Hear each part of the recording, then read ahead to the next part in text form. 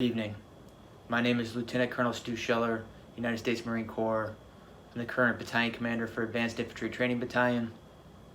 I've been in the Marine Infantry for 17 years. Started my tour with Victor 1-8. It's the current unit that's doing perimeter security, dealing with the mess that's going on there. You can see open source reporting that there was an explosion and some people were killed. I know through my inside channels that one of those people that were killed was someone that I have a personal relationship with. Won't go into more details because the families are still being notified. Not making this video because it's potentially an emotional time.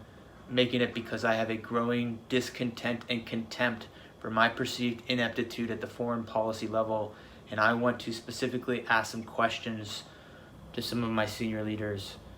And I'll say, as a person that's not at 20 years, I feel like I have a lot to lose. If you play chess, you can only see 2 to 3 moves out because there's too many variables. I thought through if I post this video, what might happen to me, especially if the video picks up traction, if I have the courage to post it.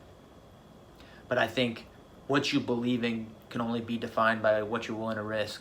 So if I'm willing to risk my current battalion commander seat, my retirement, my family's stability, to say some of the things that I want to say, I think it gives me some moral high ground to demand the same honesty, integrity, accountability from my senior leaders. And so I want to start with, we'll just use the Marine Corps. We'll just stick with the Marine Corps. So in the current fallout of Afghanistan, a lot of Marines were posting on social media, and in response to that, the Commandant published a letter, which is the service chief of the Marine Corps. And I want to read from it. It was dated 18 August, so only a week ago. The Commandant, sir, you wrote, "Some of you may be struggling with the simple question, was it all worth it?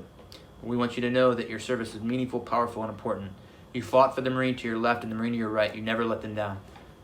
And then you go on to say that, if we're struggling, we should seek counseling, which, I get it. People have killed people. I've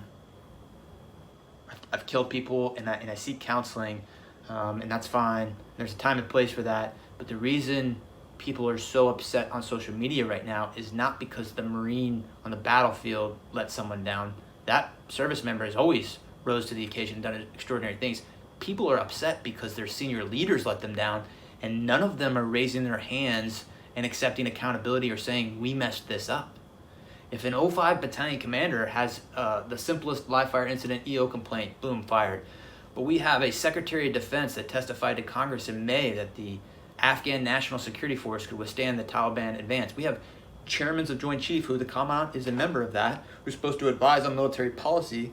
We have a Marine combatant commander. All of these people are supposed to advise, and I'm not saying we've got to be in Afghanistan forever, but I am saying, did any of you throw your rank on the table and say, hey, it's a bad idea to evacuate Bagram Airfield, the strategic air base, before we evacuate everyone? Did anyone do that? And when you didn't think to do that, did anyone raise their hand and say, we completely messed this up? I've got battalion commander friends right now that are posting similar things, and they're saying, wondering if all the lives were lost and if it was in vain, all those people that we've lost over the last 20 years. And he goes on to say that we're all part of a chain. While every link may not be tested, the strength of the chain is only as strong as each link, and you got to be, good links, something like that. And what I'll say is, and from my position, potentially all those people did die in vain if we don't have senior leaders that own up and raise their hand and say, we did not do this well in the end. Without that, we just keep repeating the same mistakes. This amalgamation of the economic / corporate / political / higher military ranks are not holding up their end of the bargain. I want to say this very strongly. I have been fighting for 17 years. I am willing to throw it all away to say to my senior leaders, I demand accountability.